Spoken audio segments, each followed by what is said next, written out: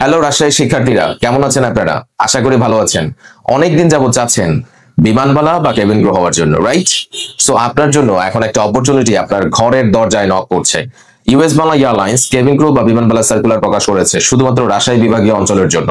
তাই যারা রাজশাহী বিভাগের মধ্যে যে কোনো জেলার হয়ে থাকেন তাহলে অবশ্যই সার্কুলারে আবেদন করবেন। এই সার্কুলারে আবেদন করলেই আপনি শর্টলিস্টেড হলেই তারপরে পরীক্ষাটা দিতে পারবেন। তবে সার্কুলারে কিভাবে অ্যাপ্লিকেশন করতে হবে ফ্লাইজব এভিয়েশন একাডেমি সেই সুযোগটি আপনাকে করে দিচ্ছে। ফ্লাইজব এভিয়েশন একাডেমি থেকে আপনি দেখতে পাবেন এই ভিডিওর মাধ্যমে কিভাবে সার্কুলারটি বের করতে হয় এবং কিভাবে অ্যাপ্লিকেশনটি করতে হয়। তাই সবাইকে রিকোয়েস্ট করবো আমাদের চ্যানেলটি সাবস্ক্রাইব করার জন্য এবং আমাদের ফেসবুক পেজটি ফলো দিয়ে রাখার জন্য। ভালো থাকবেন, ভালো রাখবেন। আমি তাহিদ বলছি ফ্লাইজব কোচিং থেকে। Let's get start the video.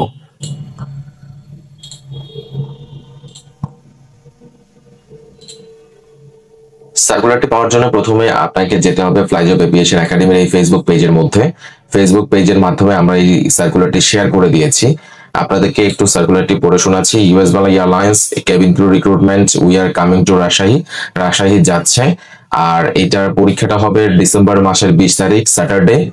রাজশাহীতে ভেন্যু হবে পরীক্ষার। Shortlisted candidate will be notified via call and SMS. তারপর হচ্ছে আপনার কিউআর কোডের মাধ্যমে অ্যাপ্লিকেশন করতে পারবেন। এখানে একটা কিউআর কোড পাওয়া যাবে। কোথায় আছে? এই যে কিউআর কোডটা এখানে পাওয়া যাবে। এরপরে হচ্ছে আপনি আপনার ডেডলাইন, অ্যাপ্লিকেশন ডেডলাইন হচ্ছে ডিসেম্বর মাসের 14 তারিখ। এখানে একটা লিঙ্ক আছে, এই লিঙ্কে ক্লিক করবেন। এই যে নীল কালারের যে লিঙ্ক আছে, এই লিঙ্কে ক্লিক করলেই আপনি সম্পূর্ণ সার্কুলারটি দেখতে পাবেন। এখান থেকে আপনি একটু নিচে আসবেন। আসার পরে আপনার এই যে অ্যাকাউন্ট আছে, যে জিমেল থেকে আপনি অ্যাপ্লিকেশনটা করতে যাচ্ছেন, সেই জিমেলটা যেন ডেফিনেটলি আপনার নামের জিমেলটা হয়। যদি না হয়ে থাকলে তাহলে সুইচ অ্যাকাউন্টে ক্লিক করে আপনি অ্যাকাউন্টে সুইচ করে নিজের জিমেলটা দিতে পারেন।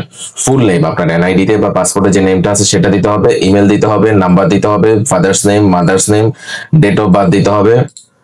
প্রথমে মাস আসে, তারপরে দিন, তারপরে বছর, মনে রাখতে হবে। এরপরে আপনার এনআইডি নাম্বারটা মাস্ট দিতে হবে। আপনার এনআইডি নাম্বারের পরে হচ্ছে মেল না ফিমেল সেটা দিবেন। ম্যারিটাল স্ট্যাটাস, আপনি সিঙ্গেল, ম্যারিড, আনম্যারিড, আনম্যারিড অপশনটি নাই, ডিভোর্সড, তারপরে কিন্তু অ্যাপ্লিকেশন করতে পারবেন। উইডোড, আপনি কি উইডোড কিনা তারপরেও আপনি অ্যাপ্লিকেশন করতে পারবেন, কারণ আপনি বিধবা কিনা তারপর আপনি অ্যাপ্লিকেশন করতে পারবেন। ডিভোর্স এবং বিধবা দুইটা অ্যাপ্লিকেশন করতে পারে। তারপর হচ্ছে পার্মানেন্ট অ্যাড্রেস, আপনার পার্মানেন্ট অ্যাড্রেসটা এখানে দিবেন, প্রেজেন্ট অ্যাড্রেসটা এখানে দিবেন, ইমার্জেন্সি কন্ট্যাক্ট নাম্বারটা দিবেন।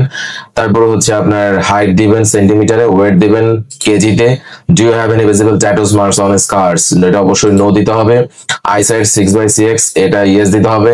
হাইয়েস্ট এডুকেশনাল কোয়ালিফিকেশন, আপনার কি ডিপ্লোমা কমপ্লিট করা, ডিগ্রি কমপ্লিট করা, এসএসসি কমপ্লিট করা, এসএসসি কমপ্লিট করা, কোনটা সেটাতে আপনি ক্লিক করবেন। ইওর লাস্ট এডুকেশনাল ইনস্টিটিউট, বর্তমানে আপনি কোথায় পড়াশোনা করছেন সেই ইউনিভার্সিটির নামটা এখানে লিখবেন। লেখার পরে সিজিপিএ দিতে হবে। সিজিপিএ বর্তমানে কত আছে, যদি আপনার সিজিপিএ মনে না থাকে তাহলে নট অ্যাপ্লিকেবল, এই N/A এটা দিবেন, ঠিক আছে? সিজিপিএ যদি মনে না থাকে। আর যদি আপনার এটা যদি না থাকে, যেমন এখন আপনি ভর্তি হননি, মাত্র ইন্টার কমপ্লিট করেছেন, সেক্ষেত্রে আপনি কি করবেন, তখন এখানে নট অ্যাপ্লিকেবল দিয়ে দিবেন। সিজিপিএ এর জায়গা যদি না থাকে সিজিপিএ, তাহলে নট অ্যাপ্লিকেবল। সিজিপিএ যদি দেওয়া থাকে, মানে যাদের অনার্স কমপ্লিট হয়ে গেছে তারা হচ্ছে সিজিপিএ দিবে। ইয়ার অফ গ্রাজুয়েশন, যদি আপনি ইয়ার অফ গ্রাজুয়েশন কমপ্লিট না করেন তাহলে এখানেও নট অ্যাপ্লিকেবল দিয়ে দিবেন। Do you have any previous cabin crew experience, যদি আপনার অন্য কোথাও কেবিন ক্রু হিসেবে চাকরি করার অভিজ্ঞতা না থাকে তাহলে নো দিয়ে দিবেন। এটা যদি নো দেওয়া থাকে তাহলে বাকিগুলো আর কিছু করা লাগবে না। Are you available to attend the assessment test schedule on November 8, 2025, এখানে কিন্তু November 8 এর কথা বলা আছে। আপনারা একটা জিনিস খেয়াল করেছেন, খুলনা বিভাগীয় অঞ্চলের জন্য যে ওয়েবসাইটটা তৈরি করেছিল সেটাই তারা এখানে মেরে দিয়েছে। ভুলটা বুঝতে পেরেছেন? ইউএস বাংলার ভুল। এটা মূলত হবে এই 20 ডিসেম্বর, আর এই জায়গাটা হবে খুলনা। কথা বুঝতে পেরেছেন? এইটুকু একটু তাদের ভুল হয়েছে, বাট আপনি ফিল আপ করে নিতে পারেন।